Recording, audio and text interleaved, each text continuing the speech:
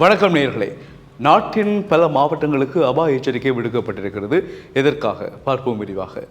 இலங்கையினுடைய மாவட்டங்கள் பலவற்றிற்கு வளிமண்டலவியல் திணைக்களம் அபாய எச்சரிக்கை விடுத்திருக்கிறது. குறிப்பாக இனி வரப்போகின்ற நாட்கள் அடைமழை பெய்யக்கூடிய வாய்ப்புகள் இருக்கிறது. குறிப்பாக மேல் சப்ரகமுவ தென் மாகாணங்களில் கொட்டி தீர்க்கப் போகிறது மழை என்றவாறு சொல்லப்படுகின்றன. அது மட்டுமில்லாமல் மத்திய மலை பிரதேசங்களில் 40 முதல் 45 கிலோமீட்டர் வேகத்தில் காற்றும் வீசப்படும் என்று எதிர்பார்க்கப்படுகிறது. அதேபோல் கிழக்கு மாகாணங்கள் மற்றும் வடக்கு மாகாணங்களிலும் மாலை அல்லது இரவு வேளைகளில் கடும் மழை பெய்யக்கூடும் என்று சொல்லப்படுகின்றது. இந்த கடும் மழையிலிருந்தும் மின்னல் தாக்கங்களில் இருந்தும் வீசப்படுகின்ற அகோரமான காற்றுகளில் இருந்தும் எங்களை தற்காத்துக் கொள்வதற்கான நடவடிக்கைகளை இப்பொழுதிலிருந்தே நாங்கள் ஆரம்பிக்க வேண்டும். இனி வரப்போகின்ற 10ஆம் மாதம் 11ஆம் 12ஆம் மாதங்களில் மழைக்குரிய காலம்.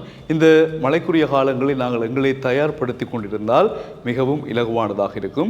இது எங்களுக்கு ஓரளவு சரியாக இருப்பினும் நாங்கள் சொன்னது போல மலையக பகுதி மக்கள் மிகவும் ஒரு பாவிகள் என்று சொல்ல போனால் அவர்கள் என்னதான் தங்களை தயார்படுத்தினாலும் அவர்களுடைய இடம் அவ்வாறான ஒரு இடம்.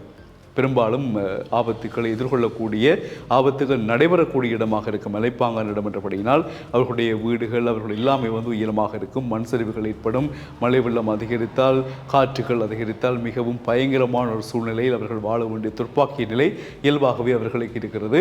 எனவே இப்பொழுதே அவர்கள் தங்களை தற்காத்துக் கொண்டு ஒரு அவசரமான நிலை பிரகடனம் உருவாக்கப்பட்டால் எப்படி அதிலிருந்து தங்களை தற்காத்துக் கொள்வது என்ற முறையில் சிந்தித்து நடவடிக்கைகளை எடுக்க வேண்டும். தாழ்வான பிரதேசங்களில் தங்களுக்கு இலகுவான முறையில் சென்று தங்களை உயிர்களை கையில் பிடித்து எவ்வாறு தங்களை பாதுகாத்துக் கொள்ளலாம் என்கிற வழிமுறைகளை சிந்திக்கக்கூடிய காலமாக இது சொல்லப்பட்டிருக்கிறது வளிமண்டலவியல் திணைக்களத்தினால். அது மட்டும் இல்லாமல் வடக்கு கிழக்கிலும் இது தொடர்பான விடயங்கள் சொல்லப்பட்டிருக்கின்றன.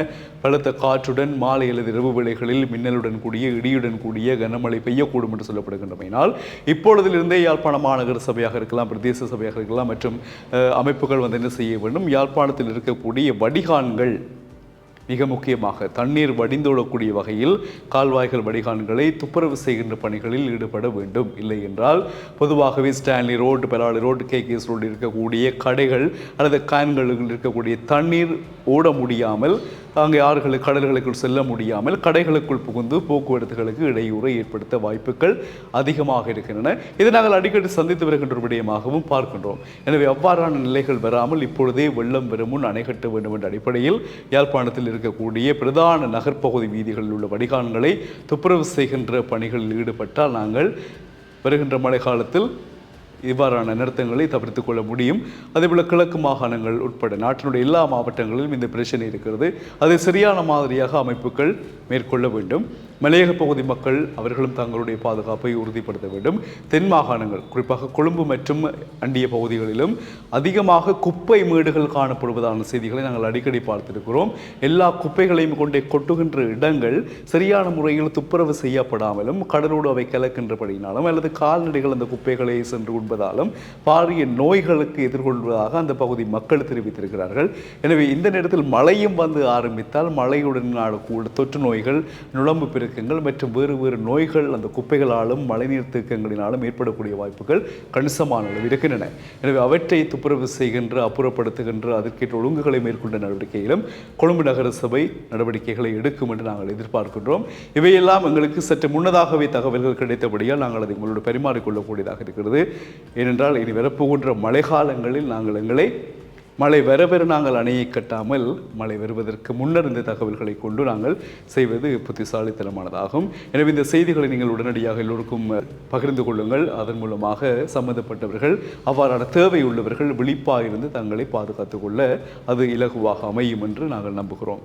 எனவே இலங்கையில் பல மாவட்டங்களுக்கு விடுக்கப்பட்டிருக்கின்ற எச்சரிக்கையாக நாங்கள் இதை பார்க்கிறோம். குறிப்பாக சப்ரகமுவ மாகாணம், மேல் மாகாணம், தென் மாகாணம், கிழக்கு மாகாணம், வடக்கு மாகாணம் உட்பட இந்த மழையினால் நாங்கள் பாரிய ஆபத்துக்களை எதிர்கொள்வதிலிருந்து தப்பிப்பதற்கான வழிமுறைகளை நாங்கள் சொல்லியிருக்கிறோம். இயற்கையை நாங்கள் ஒரு நாளும் எங்களுடைய கட்டுப்பாட்டில் வைத்திருக்க முடியாது. ஆனால் இயற்கையிலிருந்து எங்களை தற்காத்துக் கொள்வதற்கான வழிவகைகளை நாங்கள் செய்து கொள்ளலாம். அதை செய்வோம், சிறப்பாய் வாழ்வோம்.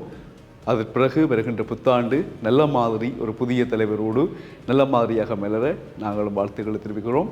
மீண்டும் சந்திக்கலாம் உறவுகளே. வணக்கம்.